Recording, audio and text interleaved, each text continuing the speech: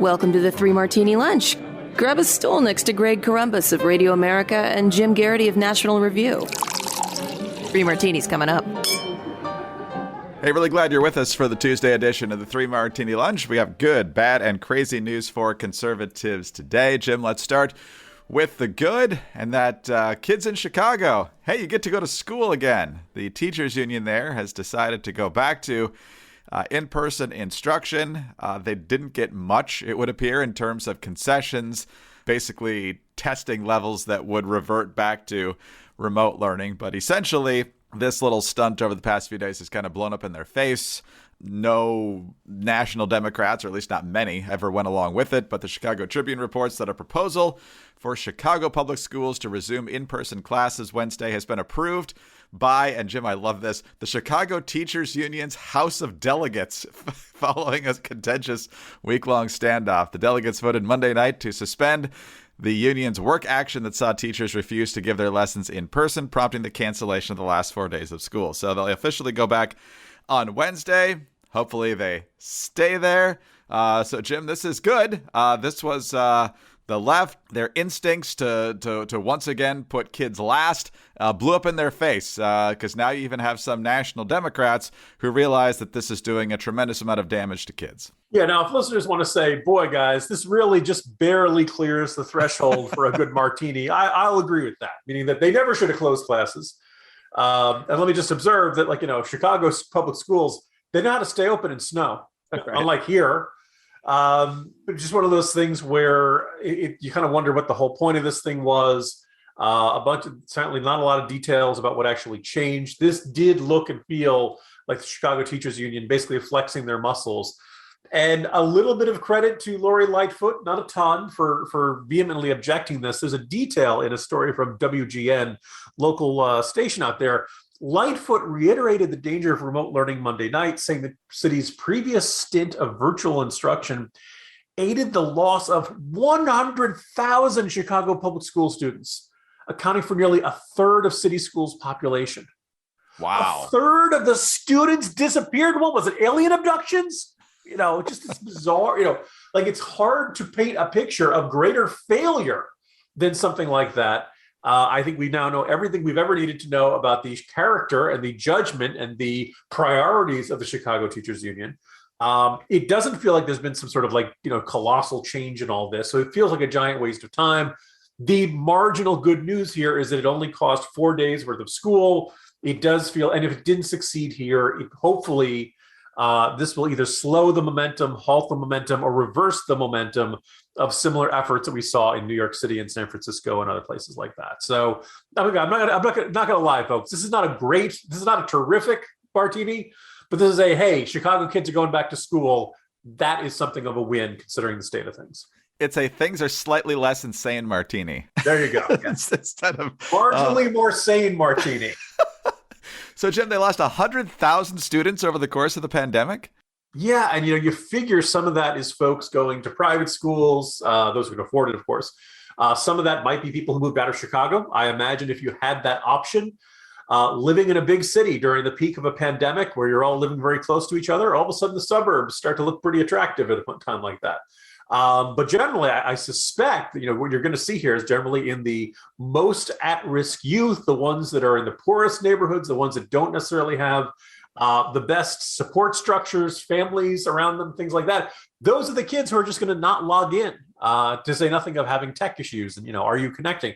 So good luck to you if you're on the south side of Chicago in a poor neighborhood or something like that, where you're trying to log in either through a laptop if they provided one to you, or more likely, I remember reading one anecdote of a poor child trying to do their math homework through their mother's cell phone. Oh, this is not the way you're supposed to teach kids. And so my guess is all of those things cumulatively, month by month, added up to that loss of, again, 100,000 students. You'd like to think that even teachers would look at that and say, wow, it's a really terrible disaster. We got to do everything we can to make up lost ground. And no, but apparently not. You know what happens when you lose 100,000 students? You don't need as many teachers. So those of you that decided that you just couldn't be in school, guess what? Some of you won't be, because they just don't need as many people anymore when you lose that many students. It is the least effective way to reduce class sizes. Yes. It's a good way to put it. All right, Jim. Well, another way to make schoolwork, regular work, whatever kind of work you have to do, much more tolerable, much more enjoyable, is to be able to do it in complete comfort, which you get to do every day thanks to your XChair. I love my work, dear listeners, but there were times I used to dread sitting down at my desk. But I used to do that. Not anymore, because now I've got my XChair. Now, thanks to my XChair, I actually look forward to sitting in my office because my body feels so much more supported and comfortable. And more comfort means more productivity, helping my XChair pay for itself thanks to how much more work I'm getting done every day. And if I'm feeling tight or stressed, I just turn on the Max massage feature and choose from 4 different massage options. If the office is running too hot or too cold, I just flip on the Max temperature regulation, and I can either heat or cool my lower back. And once you've felt the customized support of the XChair's patented dynamic variable lumbar, or DVL, your back will never be happy in any other chair again. Take my advice, try the XChair for yourself, risk-free for 30 days. Once you realize how much better your chair should be, you will never go back, I promise. Go to XChairMartini.com right now. That's the letter X, chair, MARTINI.com, or call 1-844-4XChair for $100 off your order. XChair has a 30-day guarantee of complete comfort, and you can finance your purchase for as little as $30 per month. Again, XChairMartini.com. All right, Jim, we've been all over the map, it seems, based on the reporting about where the negotiations between Biden and Putin are going in terms of trying to ward off any sort of major Russian aggression against Ukraine. Early December, it appeared that Biden was really standing tough. Hey, there's going to be major consequences, man, if the Russian troops that are massed at the border decide to go into Ukraine. Then there were some reports about Biden thinking, hey, we might be able to avert all this Ukraine if you just, give Russia a lot of the land they want. But now the talks continue. We still have very vague discussions of consequences if Russia goes through with this.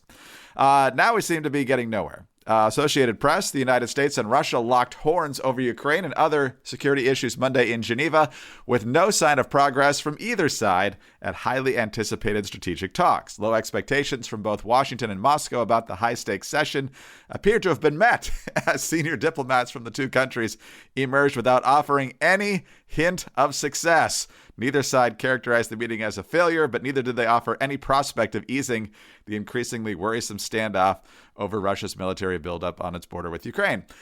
So, Jim, it met expectations. that's one level checked off. But in terms of the U.S. really being in a position, it appears, to actually check Putin's ambitions, it would be pretty clear at this point as it pertains to Ukraine. Not a lot of deterrence, it appears, at this point. No, Greg, and maybe this should be a little bit of background here. Back on January 7th, a couple of days ago, NBC News reported the Biden administration is heading into next week's talks with ready to propose discussions on scaling back U.S. and Russian troop deployments and military exercises in Eastern Europe. In other words, the U.S. would not be sending as many U.S. troops for joint exercises and stuff like that to the Baltic states and Poland. Give Russia advance notice about the movement of forces and things like that.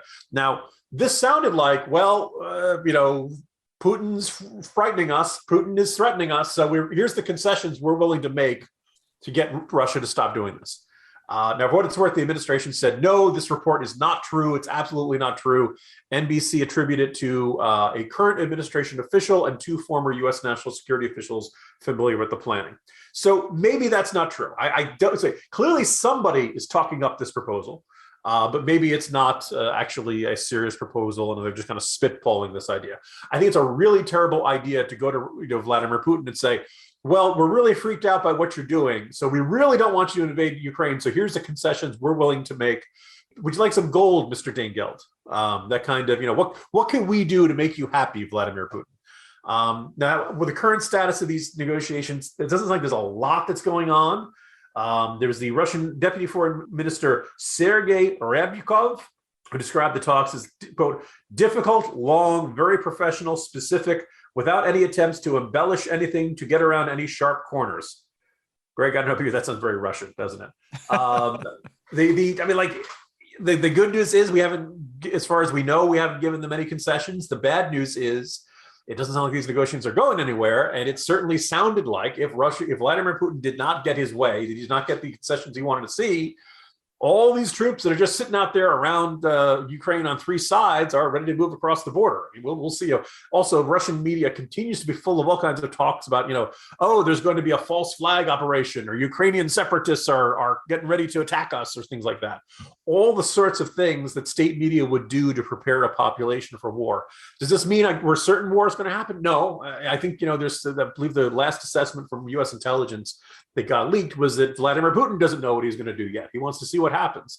But the prospects of war between Russia and Ukraine certainly don't seem to be that much lessened as the new year continues. And I think whatever approach the Biden administration took into these negotiations doesn't appear to be getting anywhere.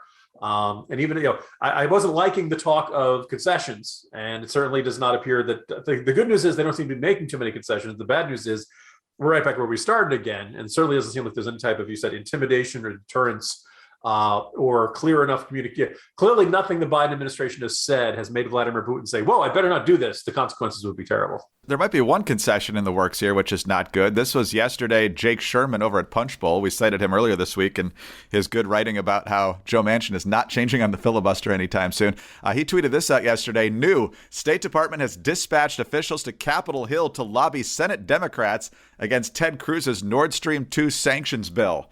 So, Jim, I don't know the exact details of the sanctions bill against Nord Stream 2, but remember, that's where the Biden administration signed off on Germany and others in Europe getting their critically needed energy needs from Russia instead of us. The previous administrations had blocked that, but Biden, who was supposed to get tough on Russia, green-lighted it without much of a fight at all, and now they're trying to stop the Senate Democrats from sanctioning anything. So if this is their tack towards Russia, I can see why Russia's not all that intimidated. Look, we're setting a very hard line. We're being very tough by Russia by allowing them to export more natural gas. That'll teach them. If you don't quit messing around, we're going to make you really rich.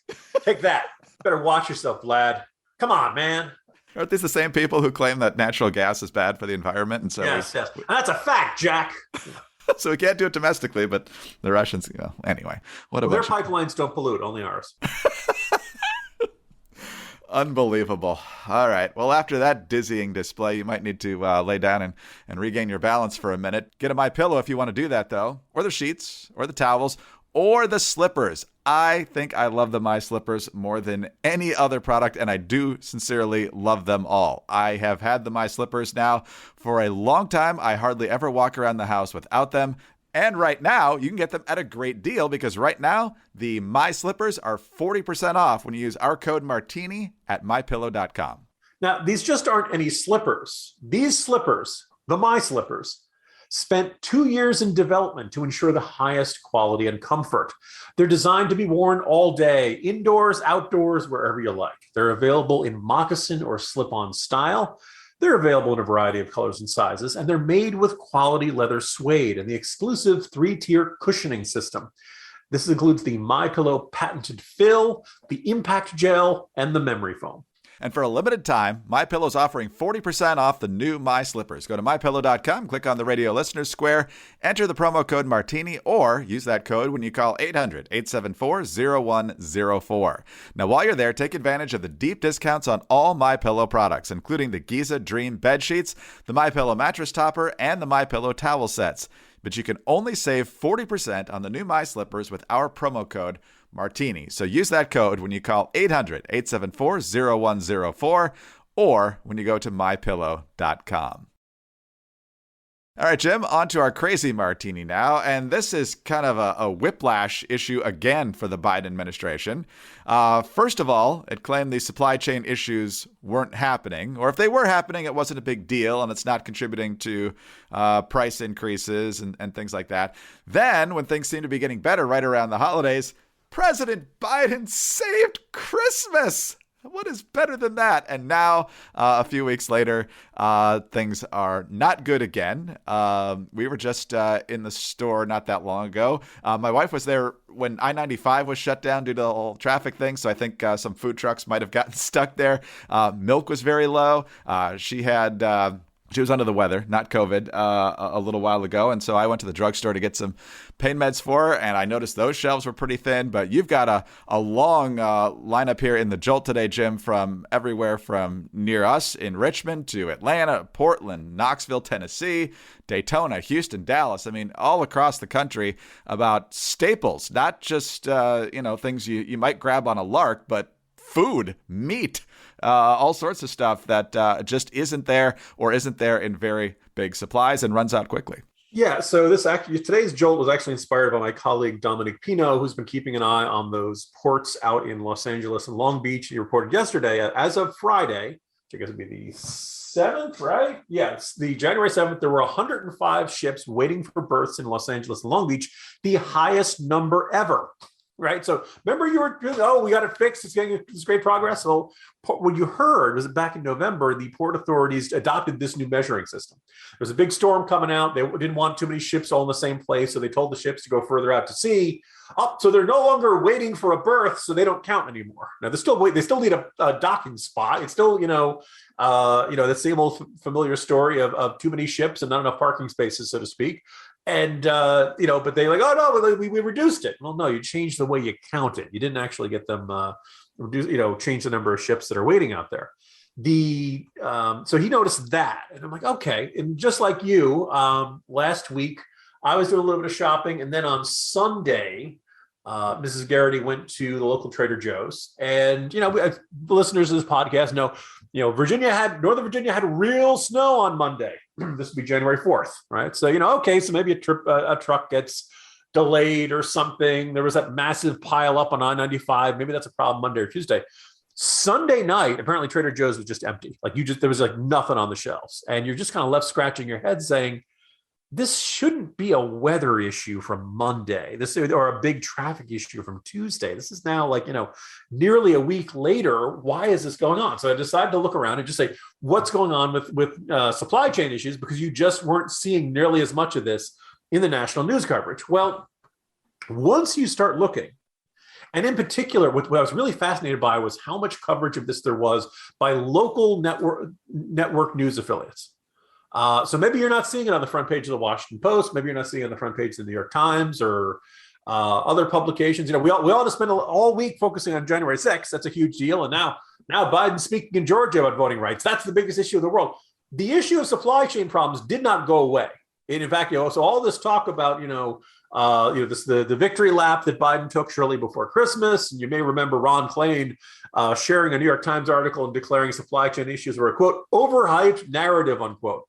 Well, you're not imagining it, right? There's this hashtag going around, Biden empty shelves, Biden, or Biden empty shelves, or something like that. Now, you can find people saying, well, these hashtags are being promoted by right-wing people. Okay, but you're not hallucinating empty shelves at your stores. And whenever I talk about this, I always say, I went to Trader Joe's and I thought there's plenty of stuff on there. Oh, there's plenty of stuff in my Giant or my Safeway or something.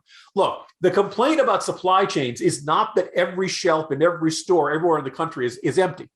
The complaint is that you go to the store and all of a sudden something you expect to be there isn't there. And oftentimes they don't know when they're going to get the next shipment in. And sometimes it's very minor. I've had an article about where they said a local restaurant didn't have curly fries anymore, so they had to go straight French fries. Look, nobody's going to have a conniption over that. Well, maybe some people will freak out about that, but they really shouldn't, right? That's nothing. But then they talk about oncologists who can't get cancer drugs. That's a really big deal, right? I mentioned the issues with snow and stuff like that. I found a couple localities where they'd ordered 8 new dump trucks so they could spread salt and brine and sand and stuff like that. Well, the dump trucks haven't arrived because of supply chain issues, right? There are other ones that are having snow removal equipment hasn't come in yet. This is a really big deal. I think there was one guy who said that they've got the snow plows and all the right equipment for it, but they don't have any spare parts. So if they have any problems, if any of them breaks, as he said, basically it's going to be a parking lot out there. These are real problems. And this is one of the things that just drives me nuts about this administration is that we have to, because they did it on inflation, they did it on the border, they did it on Afghanistan. Every single time some big problem comes along, you generally see folks on the right saying, oh, yeah, this is a big problem coming along. And the Biden administration is, this is right-wing propaganda. Everything's fine. Come on, man. And then we have to spend time arguing, no, this really is a problem. This really is something you guys should be taking care of. And they spend, an X number of weeks or months in this ludicrous tap dance, insisting, no, you're just being Jedi mind tricked. The shelves are full. Now, of course, since I shared it this morning, lots of people are sharing this stuff. Are saying, hey, actually, I just went to the store and they didn't have any meat. They didn't have any cat food. It's also these like random things. And you might be like, oh, big deal if nobody's got any cat food. Well, if you got a cat, that's a big deal, right? Kids drinks, right? The other thing which is really shortage, which I don't think is entirely it's a supply chain issue, but it's also probably the skyrocketing demand issue, apparently all over Texas.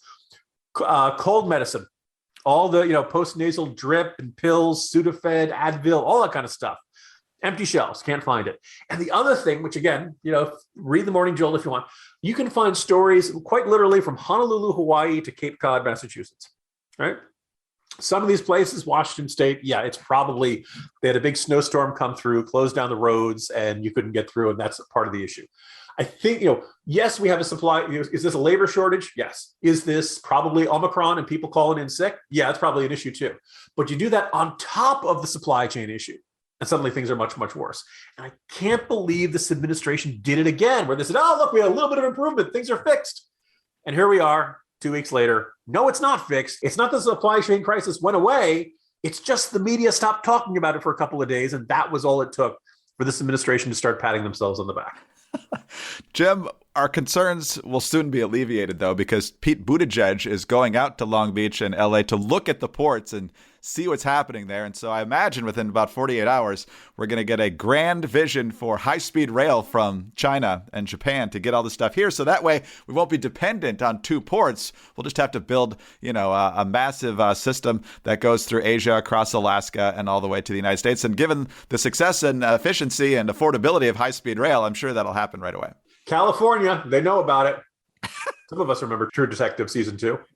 But anyway, I'm looking forward to Buttigieg's speech. I'm sure he's going to have a lot to say about paternity leave. By the way, we can have that discussion, but it's been really annoying how often Buttigieg, people have said, you've been out while, we usually don't care what the heck the Secretary of Transportation is doing. While you've been out, we've had a giant supply chain crisis that's affecting stores all across the country.